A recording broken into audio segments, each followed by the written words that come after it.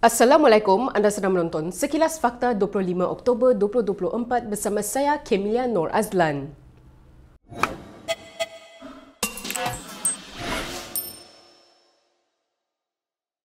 Naib Pengerusi DAP Teresa Kok memfailkan saman fitnah ke atas Ketua Pemuda UMNO Dr. Muhammad Akmal Saleh. Ini ekoran kenyataan Akmal terhadapnya berhubung isu pensijilan halal. Peguam Kok, Tuan SN Nair and Partners, menyerahkan writ saman dan pernyataan tuntutan melalui Peguam Akmal, Tuan Fahri Azad Kok. Pada 11 September lalu, Kok telah menghantar surat tuntutan kepada Akmal bagi menuntut ganti rugi RM25 juta selain kos guaman dan kos lain yang berkaitan. Bagaimanapun, Akmal berkata dia tidak akan tunduk pada tekanan dan akan berdepan dengan Kok di mahkamah. Dalam samannya, Kok berkata kenyataan Akmal adalah tidak benar dan palsu, serta berniat jahat dan bernada perkauman. Pertelingkahan Kok dan Akmal bermula apabila Akmal yang melabelkan naib Presiden DAP itu sebagai Nyonya Tua berkata Kok tidak sepatutnya mencampuri urusan agama Islam berkaitan pensijilan halal. Ini apabila Kok mendakwa pensijilan halal seharusnya bersifat sukarela kerana mewajibkannya akan menambah kesukaran operasi perniagaan kecil. Permohonan maaf bekas Perdana Menteri Najib Razak semalam bukanlah bertujuan untuk meraih simpati. Sebaliknya, Naib Presiden UMNO Wan Rosdi Wan Ismail berkata ia adalah satu tindakan berjiwa besar. Selepas meneliti kenyataan Najib, Menteri Besar Pahang itu berkata dia dapat merasakan ahli politik dari negeri kelahirannya itu membuat kenyataan tersebut dengan suci hati serta lahir dari sanubari yang ikhlas. Menurut Wan Rosdi, kenyataan Najib juga menunjukkan bekas Perdana Menteri itu sentiasa hanya memikirkan yang terbaik untuk kepentingan rakyat dan pihak tidak bertanggungjawab tertentu telah mengeksploitasinya. Wan Rosdi turut berharap Najib dapat dibebaskan dan keadilan yang sebenar dapat ditegakkan. Semalam, Najib, dalam satu kenyataan yang dibacakan oleh anaknya Nizar di Mahkamah Tinggi Kuala Lumpur, memohon maaf berhubung kecelaruan dalam satu MDB. Najib kekal menyatakan beliau tidak bersalah dan meletakkan kesalahan kepada ahli perniagaan dalam buruan, Joe Low dan eksekutif Petro Saudi. Permohonan maaf Najib itu 6 hari sebelum mahkamah memutuskan sama ada beliau perlu membela diri dalam kes rasuah satu MDB yang bermula 5 tahun lalu. Sementara itu, Perdana Menteri Anwar Ibrahim menerima baik permohonan maaf secara terbuka Najib berhubung kejadian salah laku dalam 1MDB. Beliau berkata demikian ketika ditemui selepas menunaikan solat Jumaat di Surau Ar-Rahman, Presin 16, Putrajaya, hari ini. Dalam pada itu, Peguam Latifah Koya menempelak Anwar dengan mengatakan pengerusi Pakatan Harapan itu tidak mempunyai kuasa menerima permohonan maaf sedemikian. Latifah juga mempersoalkan sama ada penerimaan maaf itu merupakan permulaan untuk membebaskan Najib untuk tahanan rumah. Dalam reaksi segera, bekas ahli Parlimen Sepang Mohamed Hanifah Maidin yang juga pemimpin amanah berkata penerimaan Anwar terhadap permohonan maaf Najib tidak mewakili semua orang. Penggubalan Akta Baharu berkait hukuman tahanan di rumah tidak ada kena-mengena dengan individu tertentu, termasuk Najib Razak. Fahmi Fadzil berkata kajian mengenai akta itu sudah dibuat sejak tahun lalu.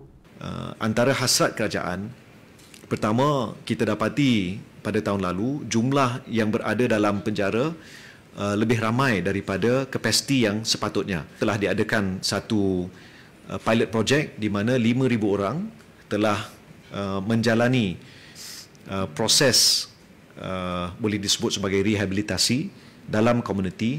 Ia tidak ada kaitan dengan mana-mana individu, tapi bila kita lihat ekosistem itu secara keseluruhan, kita perlu beranjak. Sabtu lalu, Menteri Dalam Negeri Saifuddin Nasution Ismail dilaporkan berkata rang undang-undang RUU tahanan di rumah dijangka dibentangkan di Parlimen tahun depan. Berita seterusnya, Peguam Siti Kasim mencabar seorang ahli Parlimen PAS supaya mengulangi dakwaannya. Ahli Parlimen Jerlun Abdul Ghani Ahmad diminta mengulangi bahawa Siti Kasim menghina Islam dalam beberapa isu di luar Dewan Rakyat. Dalam satu video, Siti berkata dia akan mengheret Abdul Ghani ke mahkamah jika dia berani menyahut cabarannya. Kalau kau berani, kau cakaplah luar Parlimen. Kau cakap di luar Parlimen supaya aku boleh saman kau. Okey? Kau nak kata aku hina Islam sebab aku liberal? Kau cakap dekat luar Islam, luar Parlimen lah, boleh aku saman kau. Sekarang ni kau cakap dalam Parlimen, kau beranilah sebab kau tahu kan aku tak boleh saman kau.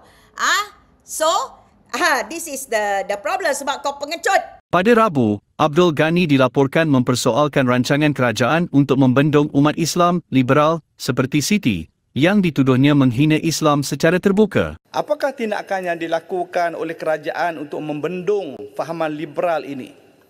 Seperti ucapan Siti Kasim yang banyak mengeluarkan kenyataan dan perbuatan secara terbuka menghina Islam. Contohnya, meminta institusi tahfiz diharamkan. Isu kalimah Allah dipertikaikan pada stokin. Sebagai jawapan, Siti mempersoalkan jika Abdul Ghani memahami konsep liberalisme. Aku nak sekolahkan kau lah apa sebenarnya liberal ni.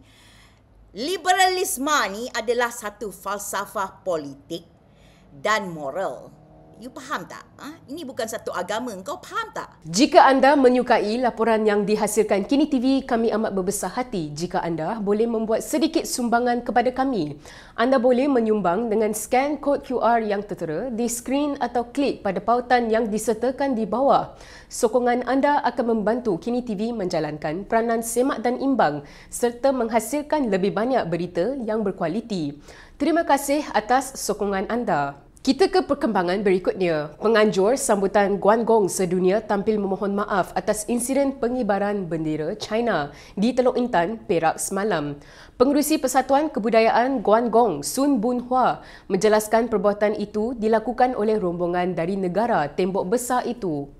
Tindakan mengibarkan bendera negara lain tidak dirancang dalam tentatif sedia ada oleh pihak pengelola. Terdahulu video perarakan sambutan itu tular di media sosial memaparkan peserta mengibarkan bendera China sekaligus menimbulkan rasa kurang senang sesetengah pihak. Kejadian itu juga mendapat perhatian Pesuruhjaya PAS Perak Razman Zakaria yang mendakwa ahli Parlimen Teluk Intan, Enge Kor Meng turut hadir merasmikan program pada 13 September lalu. Tambah adun Gunung Semanggol itu, dengan kehadiran Enge dan Exco Kerajaan Negeri Perak, program tersebut boleh dianggap sebagai program rasmi dan direstui kerajaan. Oleh itu, PAS Perak mendesak siasatan dibuat berkenaan perkara itu kerana ia boleh dianggap sebagai satu provokasi mencabar kedaulatan dan keharmonian negara. Sementara itu, Ahli Majlis Mesyuarat Kerajaan, MMK, Negeri Perak Wu Kah Leong dari DAP menafikan sekeras-kerasnya penglibatan Enge dan parti itu dalam program berkenaan.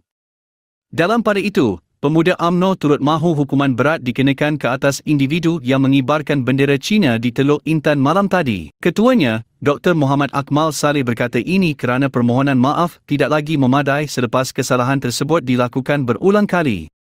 Apa kejadahnya nak buat perarakan di tempat awam, dah lah tak ada permit, angkat lagi bendera China. Tak ada satu langsung pun bendera Malaysia kat situ. Cukup-cukuplah. Hari itu dah berlaku dalam sekolah. Hari ni nak bawa bendera Cina berarak dekat luar pula. Tolonglah.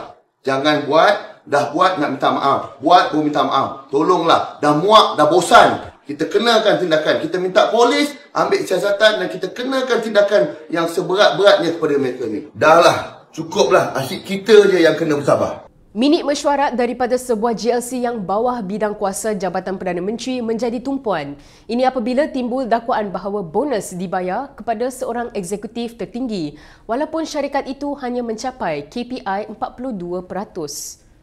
Mesyuarat Lembaga Pengarah Pelaburan Hartanah Berhad, PHB, awal tahun ini meluluskan pembayaran 3 bulan gaji pokok bersamaan RM210,000 kepada eksekutif berkenaan. Menurut satu tangkapan skrin minit mesyuarat itu yang dibocorkan di X, ia membabitkan bayaran khas sebanyak 2.75 bulan dan dengan tambahan bayaran 0.25 bulan. Katanya ini bermakna ada yang akan menerima bayaran sehingga 4 atau 5 bulan gaji. Terdahulu pada Selasa, Perdana Menteri Anwar Ibrahim berkata Jabatan Audit Negara JAN akan melakukan pengauditan terhadap 2,000 syarikat GLC bagi mewujudkan era takbir urus lebih baik.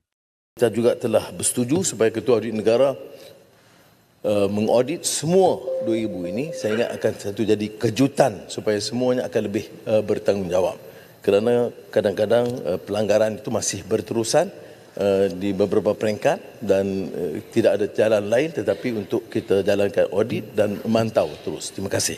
Berikut beberapa lagi ringkasan berita untuk hari ini.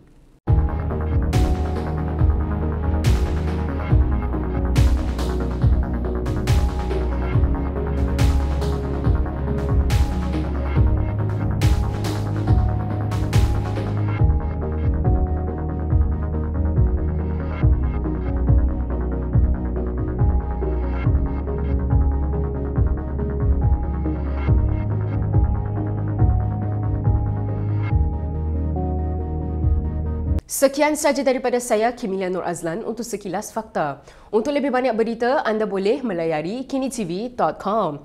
Anda juga boleh mengikuti kami di Instagram, Twitter, YouTube dan Facebook. Salam hormat dan jumpa lagi.